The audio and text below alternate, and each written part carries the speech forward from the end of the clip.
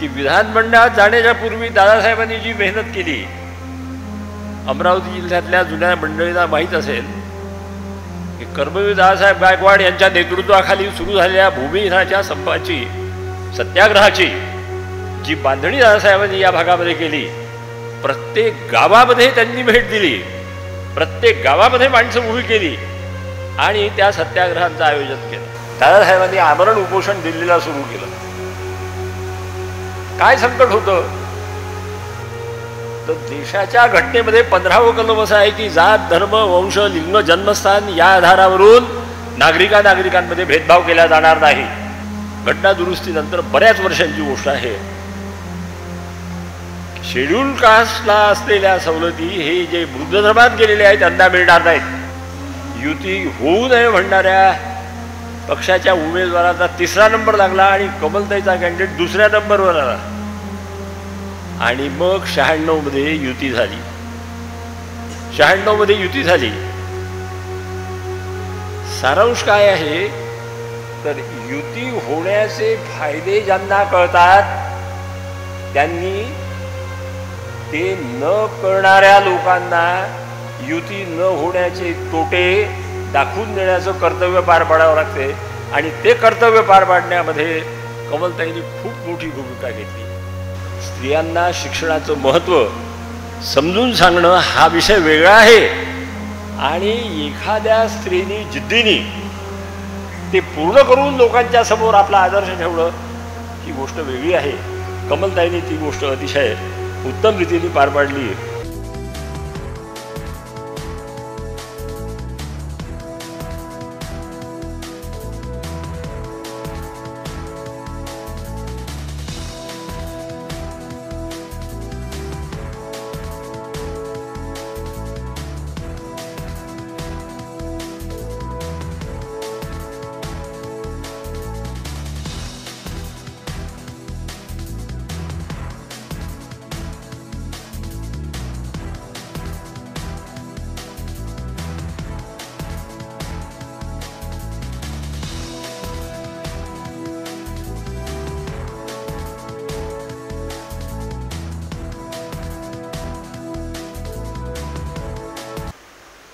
कमलताईंचा आज आपण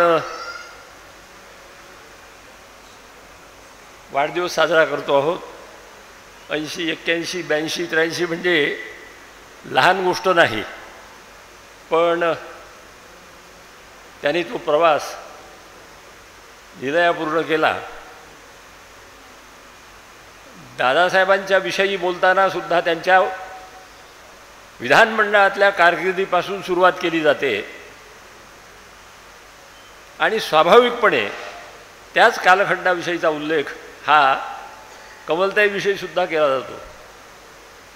खरी गोष्ट अशी आहे की विधानमंडळात जाण्याच्या पूर्वी दादासाहेबांनी जी मेहनत केली, अमरावती जिल्ह्यातल्या जुन्या मंडळींना माहीत असेल की कर्मवीर दादासाहेब गायकवाड यांच्या नेतृत्वाखाली सुरू झालेल्या भूमिहीनाच्या संपाची, सत्याग्रहाची जी बांधणी दादासाहेबांनी या भागामध्ये केली, प्रत्येक गावामध्ये त्यांनी भेट दिली, प्रत्येक गावामध्ये माणसं उभी केली आणि त्या सत्याग्रहांचं आयोजन केलं. त्यापूर्वीच्या कालखंडाविषयी कमलताईंच्याबद्दल बोलायचं झालं तर असं सांगता येईल की त्या काळामध्ये युवक किंवा युवती प्रत्येकाची काही स्वप्न असतात.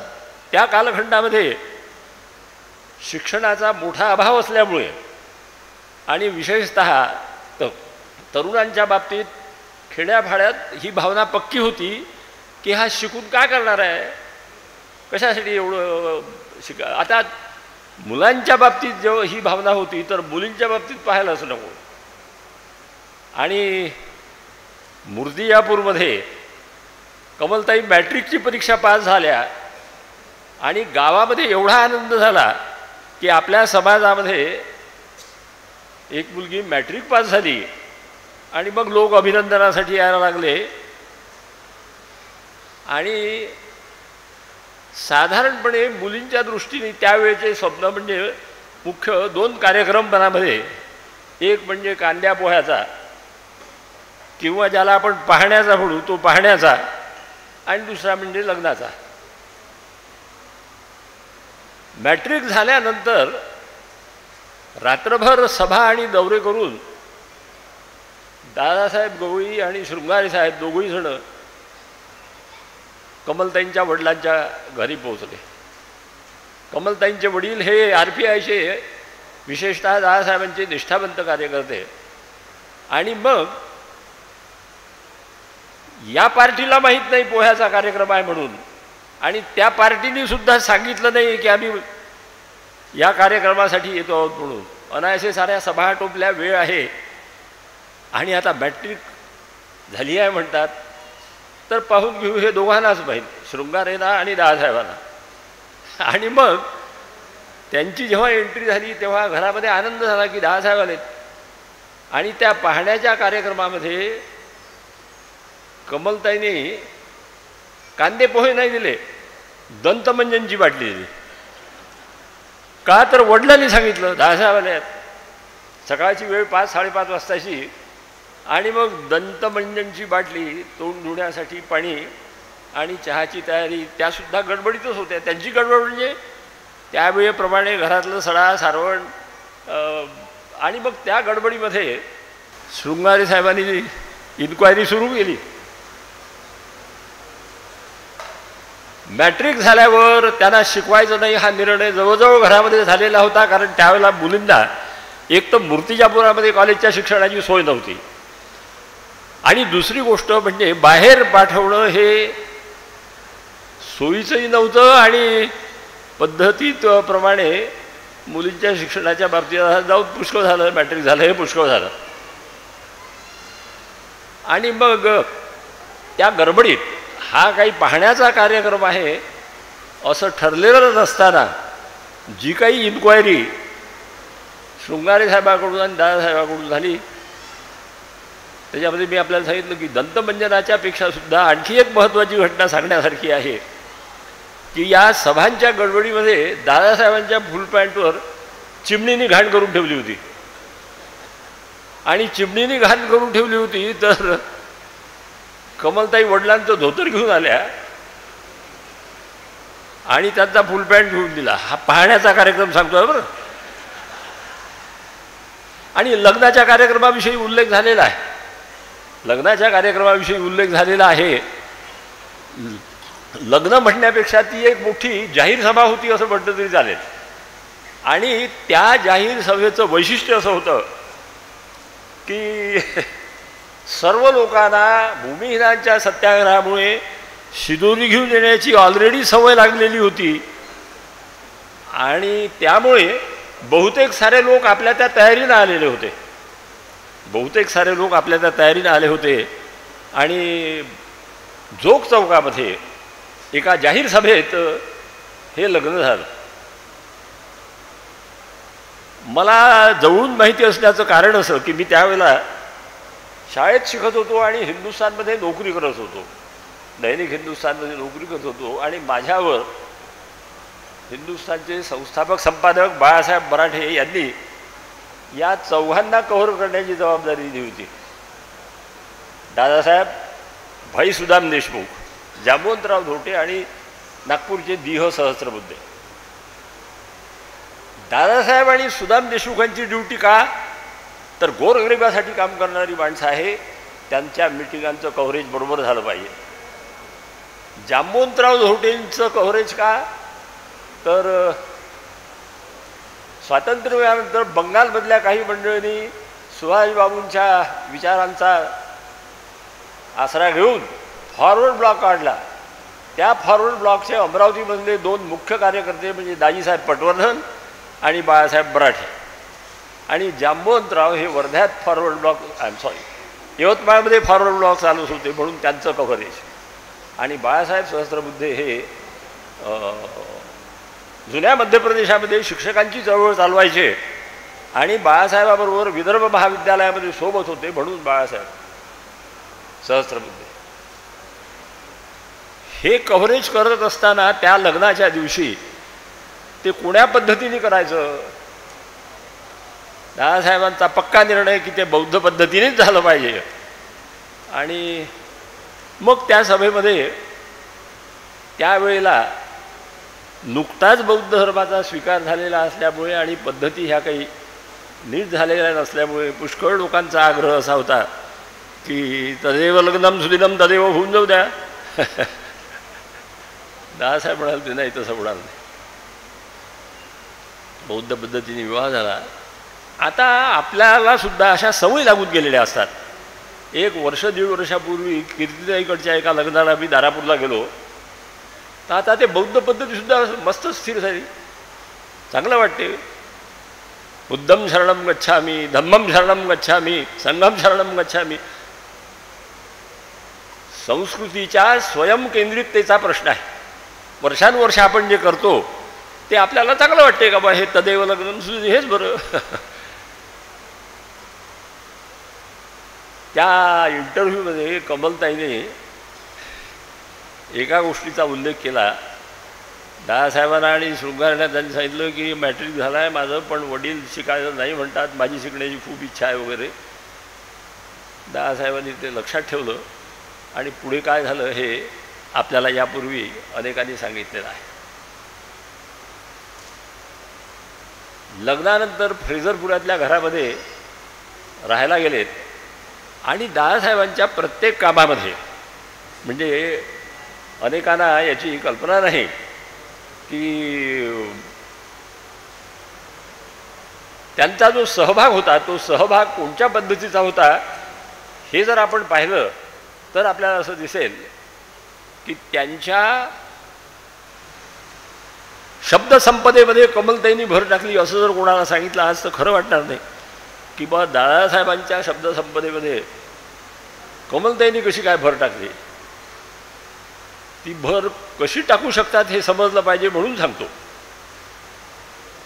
मोर्शी भागाचा दौरा करून कमलताई आणि दादासाहेब त्यावेळच्या फोर्ड मोटारीने येत होते. मध्येच मोटार बंद पडली. कशी तरी ती रात्रीची वेळ, 10-11 वाजताची वेळ, आणि मग एका घराचा दरवाजा किलकिला दिसला, लाईट दिसला म्हणून दोघांनी गाडी तिथे थांबवली, दोघंही उतरले. एक म्हातारी बाई समोर आली आणि तिला आश्चर्य वाटलं की दादासाहेब कसे काय इतक्या वेळेला, कारण ते घर हे दादासाहेबांच्या सच्च्या अनुयायाचं होतं. संपत हे त्याचं नाव.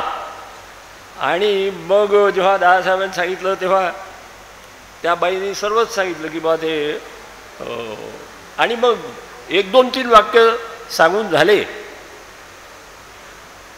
की मी संपत्याची माय होय ना, हे वाक्य ती बाई बोलायची. 1-2 वाक्य सांगून झाले की मी संपत्याची माय होय ना. दादासाहेब म्हणाले तो संपत्या दिसत नाही कुठं, बाहेर गावला गेला. भूक इतकी लागली होती की काहीतरी केलं पाहिजे. त्या म्हातारीला आनंद झाला की बा, आणि मग म्हातारीने पटकन स्वयंपाक केला. आता आज तो पदार्थ फारसा कोणाच्या ओळखीचा नाही, पण त्या काळामध्ये थंड्या पाण्याची भाकर या नावाचा पदार्थ होता. भाकर जी करतात आपली आंधण वगैरे घेऊन, आणि ते तसं न करता घाईत आणि लवकर करायचं असलं तर थंड्या पाण्याची भाकर करायची. आता ती थंड्या पाण्याची भाकर चांगली जाडी होते आणि जाडी होते. आता जाडी तर जाडी, भूक लागलेली होती. दादासाहेबांनी जेवायला सुरुवात केली आणि त्या भाकरीचा जाडेपणा पाहून ते कमलताईकडे पाहायला लागले. तर कमलताई म्हणतात संपत्याची माय होय ना. तो संपत्याची माय हा शब्द नवीन जे कॉईन झाला आणि मोठा स्थिर झाला. 10-15 वर्षांनी एकदा दादासाहेबांचा मला फोन आला. अरे म्हणाले तुमच्या उच्च शिक्षण विभागाचे सचिव दर्शनकर माझ्याकडे संध्याकाळी जेवायला आहे, तुला आणि मधुकर केचेला निमंत्रण पाठवलेलं आहे, नक्की या म्हणून. आम्ही गेलो, जेवायला बसलो आणि मध्येच एक पोळी थोडीशी जाडी आली. तर दादासाहेब त्या पोळीकडे पाहून कमलताईंना म्हणतात संपत्याची माय येऊन गेली वाटते.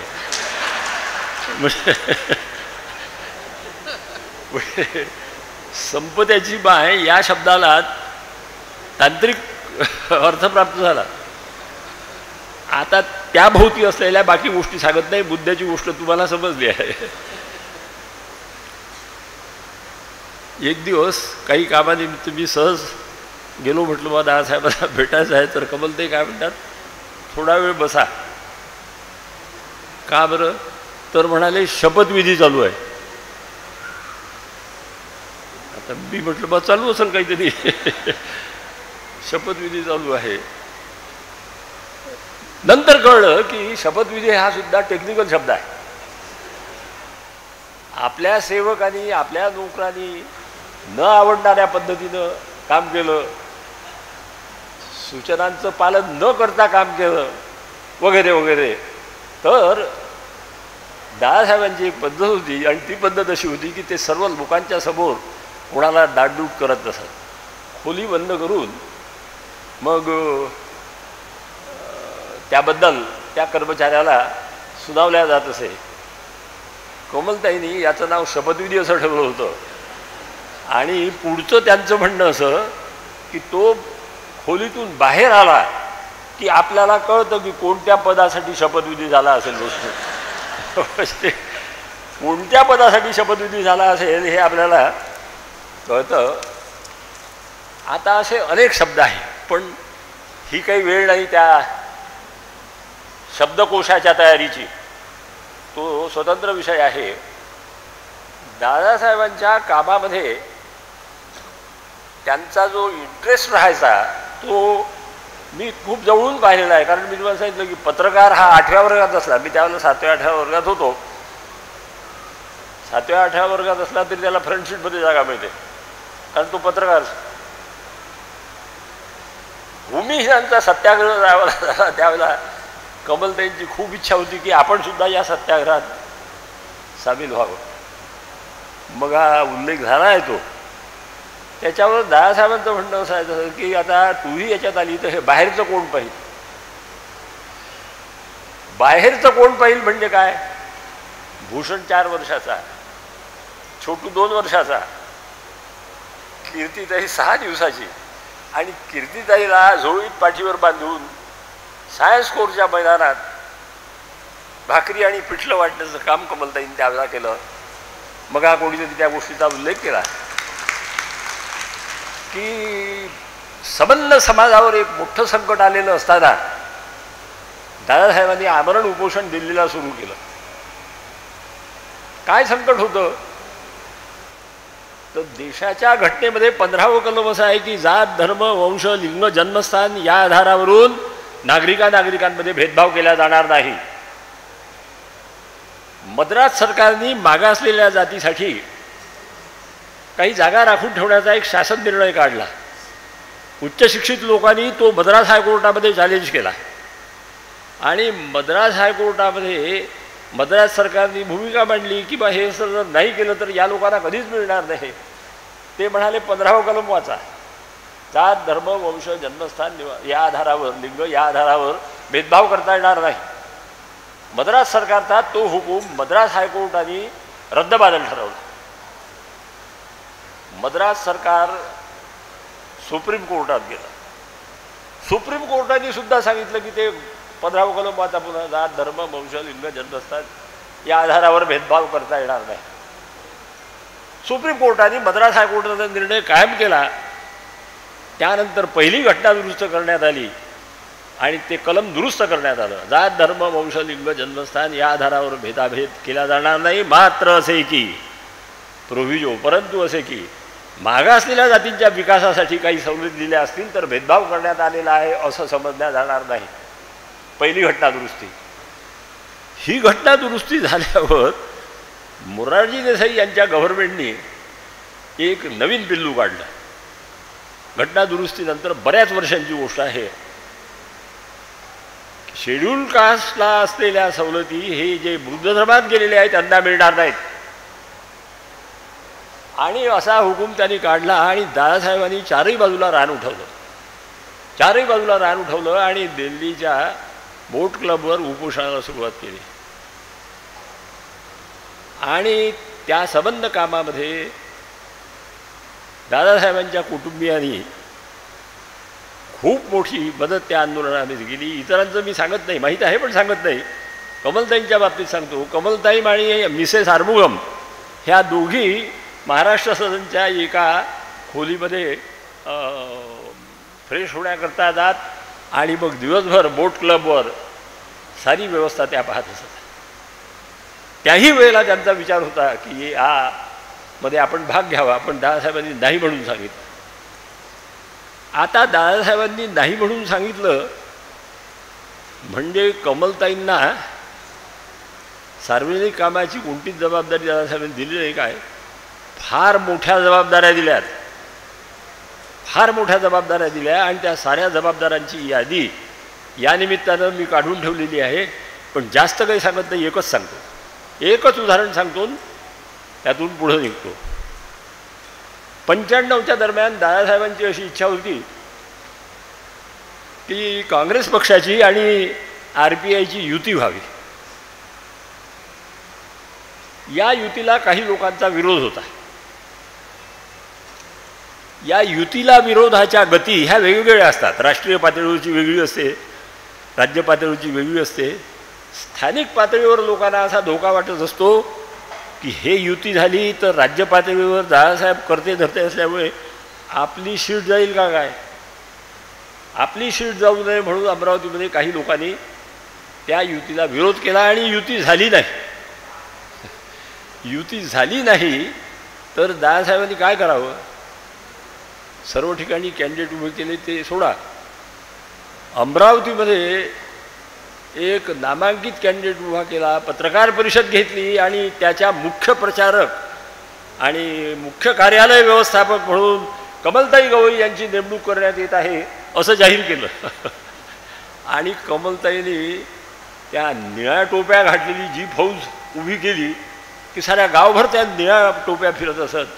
आणि मग युती होऊ नये म्हणणाऱ्या पक्षाच्या उमेदवाराचा 3रा नंबर लागला आणि कमलताईचा कॅन्डिडेट 2ऱ्या नंबरवर आला. आणि मग 96मध्ये युती झाली. 96मध्ये युती झाली. सारांश काय आहे तर युती होण्याचे फायदे ज्यांना कळतात त्यांनी ते न कळणाऱ्या लोकांना युती न होण्याचे तोटे दाखवून देण्याचं कर्तव्य पार पाडावं लागते.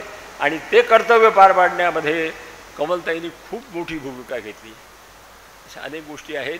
पण पुढच्या 1 वर्षांनी लोकसभेची निवडणूक लागली आणि मग युती झाली. कारण इथे जरी कमलताई नेतृत्व करत होत्या तरी महाराष्ट्रभर त्याचा फटका हा बसलेला होता. आणि मग ज्यावेळेला लोकसभेला युती झाली, दादासाहेब कॅन्डिडेट झाले. पहिल्या पत्रकार परिषदेमध्ये जे उमेदवार पराभूत झाले होते त्यांनी सभेत त्या पत्रकार परिषदेत सर्व वृत्तपत्रामध्ये त्यावेळेला छापून आलेला आहे. पत्रकार परिषदेत सांगितलं की हो, जरी दादासाहेबांनी मला मागच्या वेळेला विरोध केला असला तरी आता आम्ही पाठिंबा द्यायचं ठरवलेलं आहे. पत्रकार परिषदेमध्ये दादासाहेबांनी दिलेले उत्तर त्यावेळेच्या सर्व वृत्तपत्रामध्ये छापून आलं. दादासाहेब म्हणाले, आम्ही तुम्हाला विरोध केला होता, तुमची आमची युती नव्हती, तुम्ही तुमचा उभा केला, आम्ही आमचा उभा केला होता, आता आपली युती आहे. असे अनेक प्रसंग आहेत की कमलताईंनी दादासाहेबांच्या राजकीय विचारांना समोर नेण्यासाठी मोठ्या प्रमाणात मेहनत केली. आता मी आपल्याला सांगितलं की यद्यद आचरती श्रेष्ठस्थ, मोठी माणसं जे काही करतात त्याचे इतरांवर सुद्धा परिणाम होतात. या जोग चौकातल्या लग्नाचा आमच्या संघटनेला फार मोठा फायदा झाला. कसा तो सांगतो. इमर्जन्सीच्या काळामध्ये आमची आमसभा घ्यायची तर ते कलेक्टरची परवानगी घ्यायची. कलेक्टर परवानगी देत नव्हते. मग आमचे तिथले लोक त्या परवानगीच्या मागे भिडले आणि ती परवानगी मिळाली. परवानगी मिळाल्याचा इतका आनंद झाला लोकांना की त्याच्यामुळे पहिलं काम त्यांनी काय केलं असेल तर जेवणाची तयारी केली. आणि त्या जेवणाची तयारी केली तर 12 वाजता सुरू होणारी आमची आमसभा ही 2:30-3 वाजता सुरू झाली. कारण जेवणामध्ये सर्व वेळ गेला. सर्वांच्या हे लक्षात आलं की हे काही बरोबर नाही. पुढच्या वर्षी त्याच्यावर विचार झाला आणि विचार होऊन असं ठरलं की जोग चौकातला फॉर्म्युला लावायचा. हजारो लोकांचं जर शिदुरीवर होते तर आपलं डब्यावर का होऊ नये असा विचार झाला. आणि 50 वर्ष सभेच्या सूचनेबरोबर ही सूचना असते आपल्या ठरलेल्या वेळी म्हणजे बरोबर 12 वाजता सभा सुरू होईल हे लक्षात ठेवणे आवश्यक आहे. सभा सुरू होण्याच्या पूर्वीच्या 1 तासात सर्व सदस्य आपापल्या सोबत आणलेल्या जेवणाच्या डब्याचा एकमेकांसोबत आस्वाद घेत असताना त्यांच्या बसण्यासाठी बगीचात, झाडाखाली, सावलीत किंवा ऊन असल्यास खोल्यामधून स्वच्छतायुक्त व्यवस्था व पिण्याच्या पाण्याची नीट व्यवस्था एवढीच फक्त अपेक्षा असते. आणि तेव्हापासून ते जेवणावर बंदच झाली. अनेकांना हे माहीत नाही की हे जोगचौकातल्या लग्नातून आलेलं प्रकरण आहे, कारण इतिहास पुढे पुढे जातो आणि आज 50 वर्ष ती पद्धत चालू आहे. माझ्यानंतर जे पदाधिकारी आले त्यांनी मला एकदा विचारलं की हे कसं काय आलं आपल्या याच्यामध्ये. म्हटलं याचं क्रेडिट कमलताईंना आहे, याचं क्रेडिट दादासाहेबांना आहे. आपल्या असं लक्षात येईल की या संबंध प्रवासामध्ये कमलताईंनी अतिशय मजबूतपणाने दादासाहेबांची साथ दिली. आणि सर्वात महत्त्वाची गोष्ट अशी की या प्रत्येक प्रसंगामध्ये ही साथ देत असताना त्यांनी स्वतःसुद्धा, आणि त्या बाबतीत दादासाहेबांचं अतिशय चांगलं एन्करेजमेंट होतं. मॅट्रिकनंतरचं आपलं PhD पर्यंतचं शिक्षण त्यांनी पूर्ण केलं.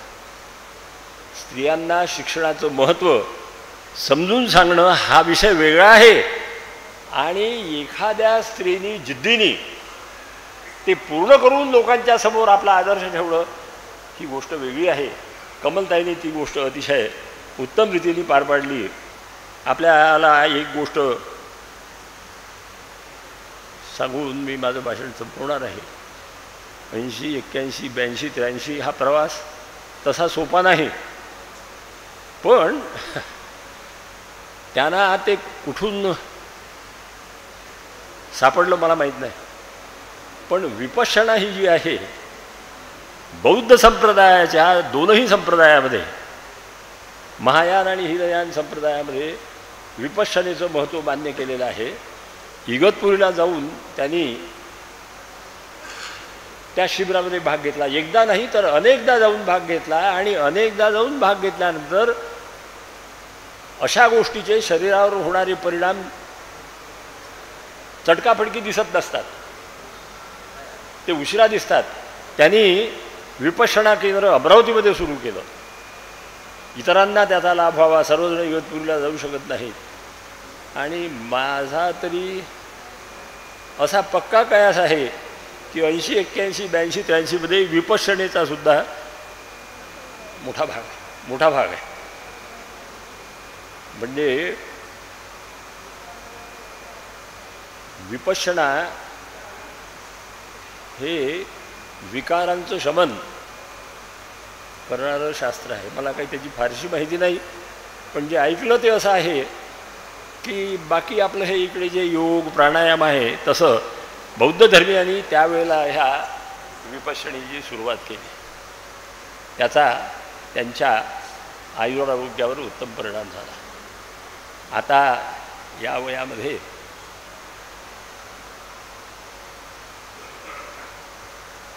शास्त्रकारांनी अतिशय चांगलं सांगितलेलं आहे की संसार विषवृक्षस्य, संसार हा विषवृक्ष आहे. संसार हा विषवृक्ष आहे. काटे गोटे कटकटी अनंत त्यामध्ये आहे. पण या विषवृक्षाला सुद्धा 2 अमृतासारखी गोड फळं आहेत.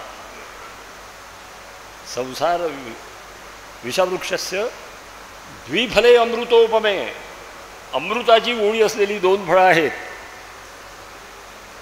एक काव्यात्मकम रसास्वादम आणि 2 संलाप सज्जनेसा.